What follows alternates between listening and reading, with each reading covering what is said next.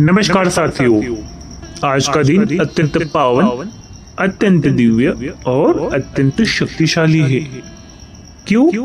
क्योंकि आज है शारदीय नवरात्रि का दूसरा दिन।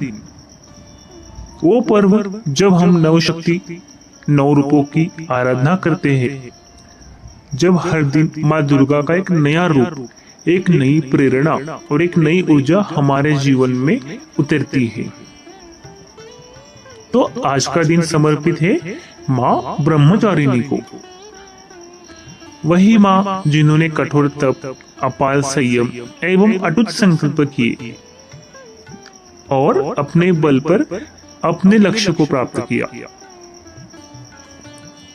आज हम उनकी कथा नहीं बल्कि उनकी साधना एवं दर्शन करेंगे। इस वीडियो के माध्यम से हम जानेंगे कि कैसे एक राजकुमारी एक तपस्विनी बनी और फिर बन गई ब्रह्मचर्य की अधिष्ठात्री देवी माँ ब्रह्मचारिणी। उनके रूप में ही छुपा है आत्मबल का संदेश। उनकी आंखों में एक अडिग संकल्प और उनके पैरों में है वह शक्ति जो हजारों सालों तक पर्वतों पर बिना थके, बिना रुके चलती रही। आज हम केवल कथा नहीं सुनेंगे साथियों, हम उनके साथ उस तप की यात्रा पर भी चलेंगे इस वीडियो के माध्यम से।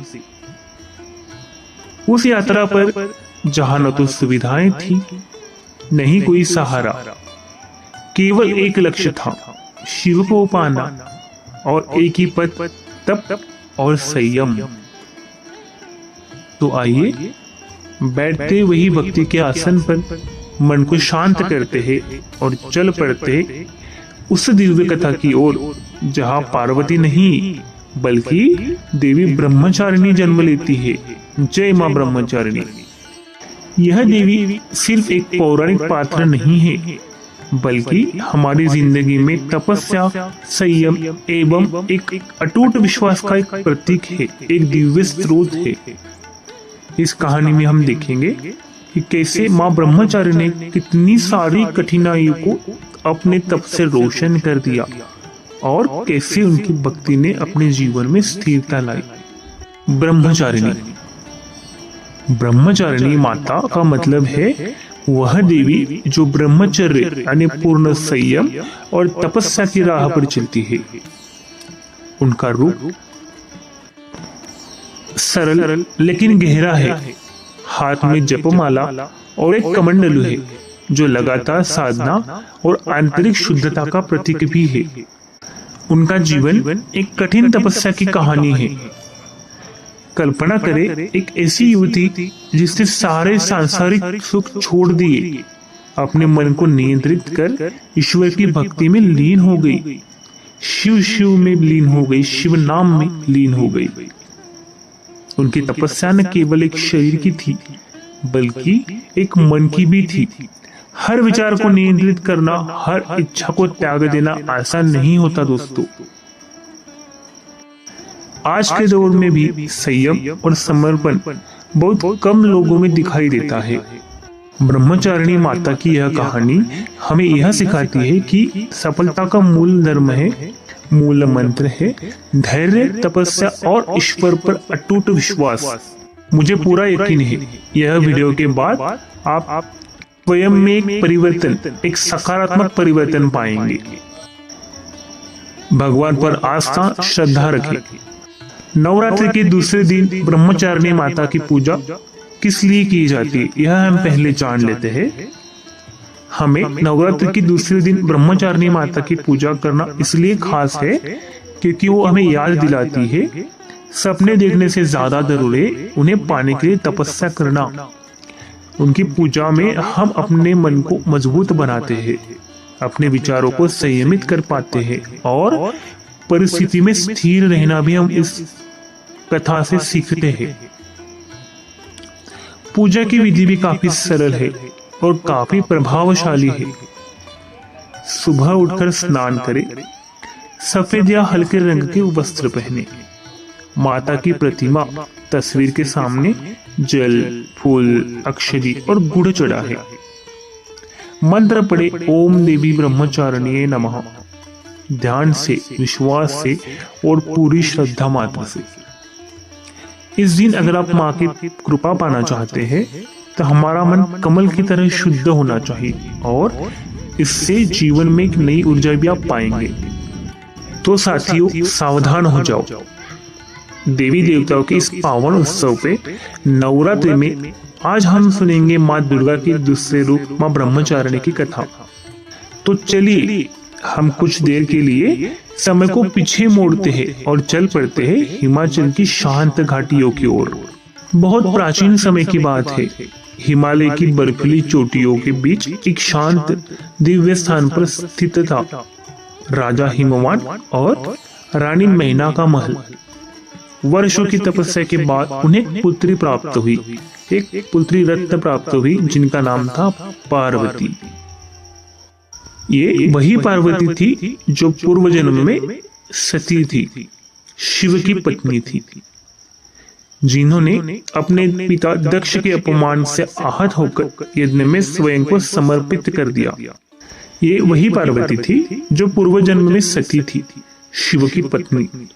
उन्होंने अपने पिता दक्ष के अपमान से आहत होकर यज्ञ में स्वयं को समर्पित कर दिया था और अब वही देवी पुनः जन्म लिया था शिव को फिर से पाने के लिए, नए रूप में पाने के लिए। पार्वती बचपन से ही साधारण बालिका नहीं थी। वे पर्वतों में अकेले ध्यान करती, फूलों से शिवलिंग बनाकर पूजा करती और साधु संत की सेवा करती।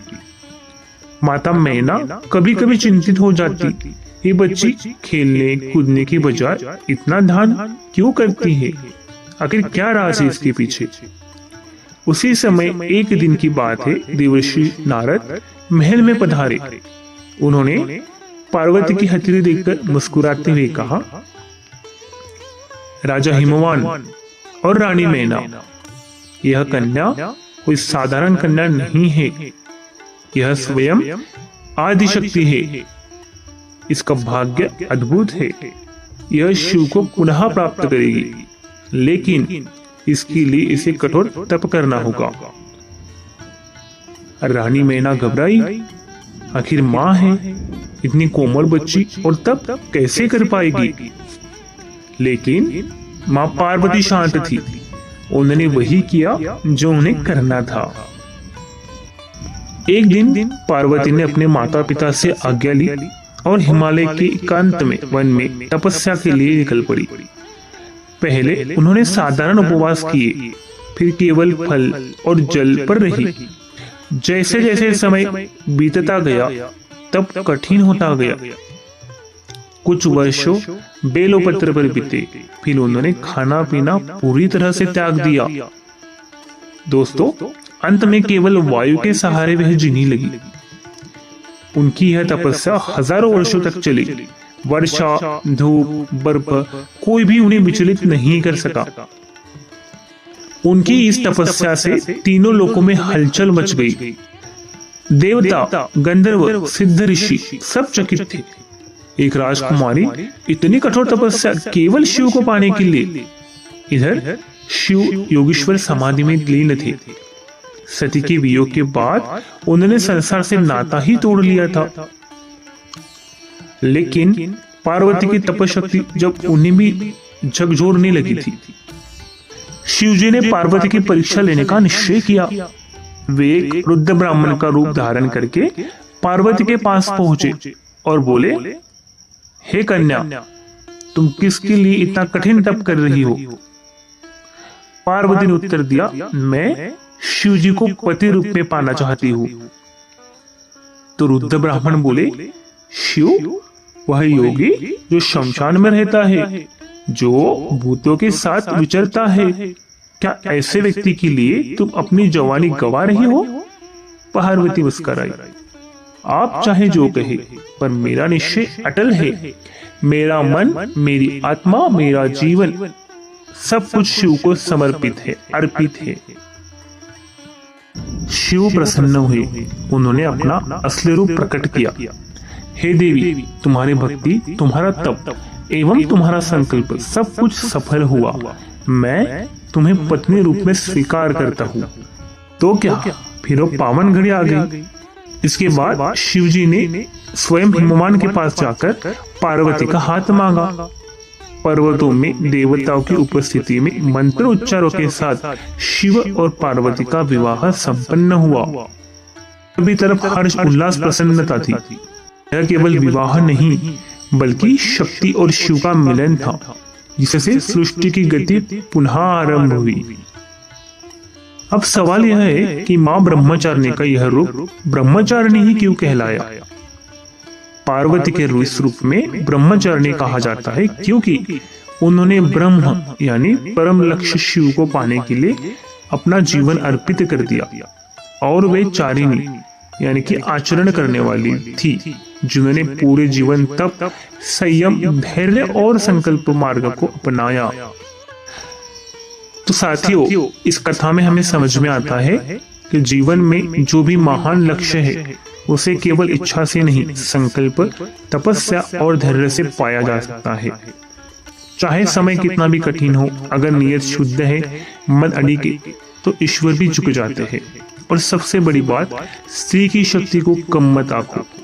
जब वह मां ब्रह्मचारिणी बनती है तो देवता को भी चमत्कृत कर देती है। तो यह थी मां ब्रह्मचारिणी जी की कथा, एक ऐसी देवी जो शिव को पाने के लिए स्वयं को भुला बैठी और तप के अग्नि में स्वयं को जलाकर ब्रह्म रूप को भी प्राप्त किया। तो दोस्तों, नवरात्रि के दूसरे दिन मां ब्रह्मचारिणी की पूजा करें, उनके चरणों में नमन करें और अपने मन को संयम